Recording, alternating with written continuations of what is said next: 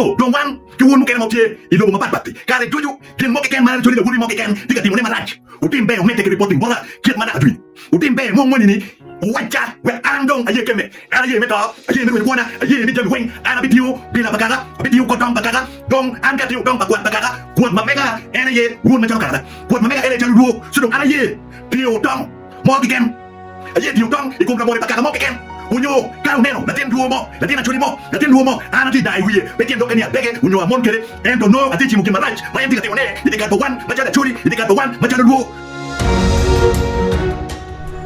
Well, this video is a question. When you saw the last video, which is posted 6 days ago from now, the last time the Soca posted on his channel, the Soca said he is ready to die for Acholi. He said that every secret that you have, take it to him. Why ni kid mong moy ken matie timbe chwal bot and the ye to help Acholi. And ye ole bulu me chuli mi ko ripe bulu ko wekte leo. Why ni ende learning itele ko nyepe umir bulu me chuli ko ripe ye.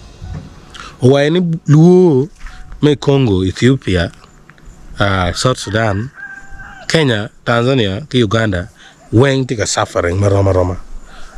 The boundary me be luo pe colonial boundary ki weko. Boundary me be chuli pe chuli me South Sudan, chuli me Uganda, umir ki weko. Chuli ko focus in repair weki solving peroma yeluka.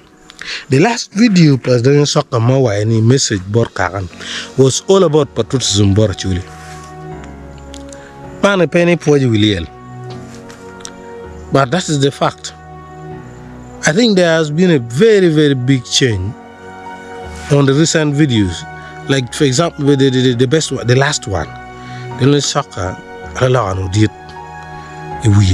and I think he was just totally thinking about Karacholi. Think about activism, advocacy for Acholi.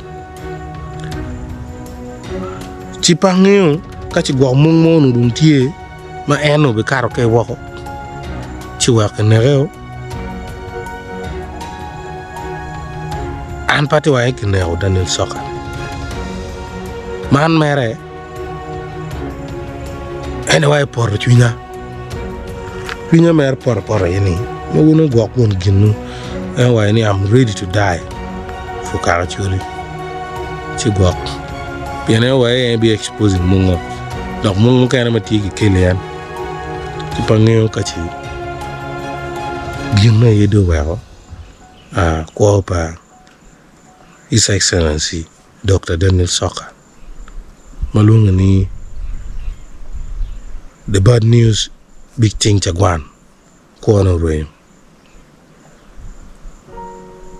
Again la penyi mago be no ti wi wunjo mkana.